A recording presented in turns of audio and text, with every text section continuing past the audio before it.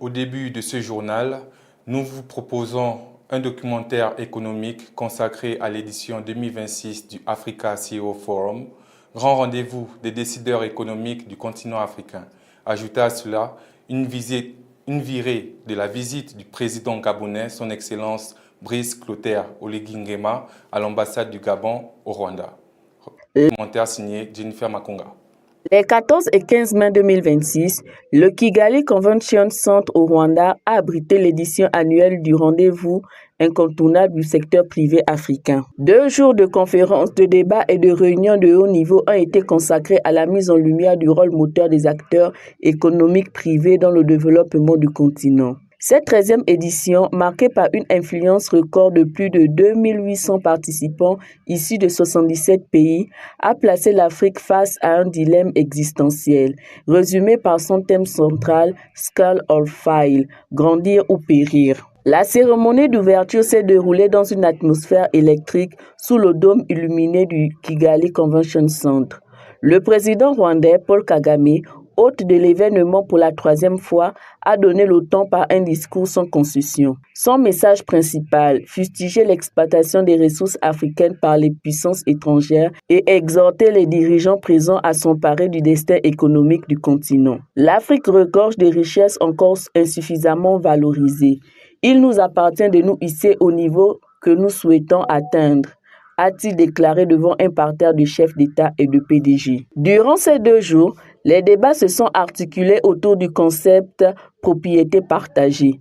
L'objectif, susciter l'émergence des champions nationaux capables de se muer en géants continentaux. Contrairement aux éditions antérieures, l'accent a été placé sur le concret.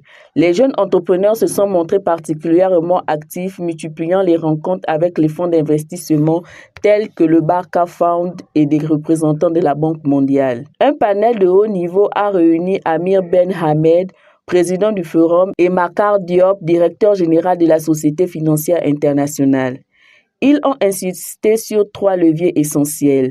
Mobiliser les marchés des capitaux africains pour financer l'expansion transfrontalière, passer des projets nationaux d'envergure à des corridors logistiques régionaux et unifier les normes afin de permettre une libre circulation des biens et des services. Le forum s'est achevé le vendredi 15 mai sur une note d'optimisme combatif. Dans son discours de clôture, Amir Ben Hamed a souligné que cette édition devait démontrer que la croissance isolée constituait une impasse. Le passage à l'échelle, le scaling, ne pourra s'opérer que par l'action collective.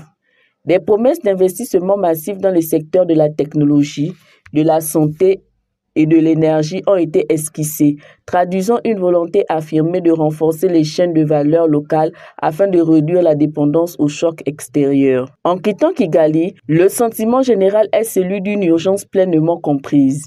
10 ans après le lancement de la zone de la libre-échange continentale africaine, le secteur privé semble en fait prêt à transformer l'ambition politique en réalité commerciale. Rendez-vous en 2027 pour mesurer si les engagements de propriété partagée pris à Kigali se seront matérialisés en usines et en réseaux sur le terrain. En marge de l'Africa CEO Forum qui s'est tenu à Kigali, le président de la République gabonaise a procédé à l'inauguration officielle de l'ambassade de la République gabonaise en République rwandaise avant de rencontrer la diaspora gabonaise établie au Rwanda. À cette occasion, le chef de l'État a officiellement installé son Excellence le Haut-Commissaire, le Dr Sylvain Aboubakar Mikomi Tem, appelé à représenter la République gabonaise auprès des autorités rwandaises. Par cet acte inaugural, le président réaffirme sa volonté de faire de la diplomatie gabonaise un levier majeur de coopération, de dialogue et de prospérité partagée sur le continent africain et au-delà. Le président de la République a adressé ses félicitations au nouveau haut-commissaire et lui a exprimé toute sa confiance dans la réussite de sa mission, laquelle consistera à œuvrer au renforcement des liens d'amitié et de coopération entre le Gabon et le Rwanda. Dans un second temps, le chef de l'État gabonais a rencontré les membres de la diaspora gabonaise résidant au Rwanda. Au-delà d'un simple échange protocolaire, cet événement s'inscrit dans une démarche visant à valoriser le rôle des Gabonais à l'étranger en tant qu'acteurs clés du rayonnement et de la transformation économique du pays. Cette rencontre a permis d'instaurer un espace de dialogue privilégié au sein duquel les préoccupations, les projets et les aspirations de la communauté ont pu être directement exprimées et entendues par la haute autorité de l'État. Cette initiative illustre la reconnaissance de la diaspora non plus comme une simple communauté émigrée, mais comme un maillon essentiel du pont tissé entre le Gabon et le Rwanda. Avant de refermer cette édition, retour sur les temps forts de l'actualité de ce jour.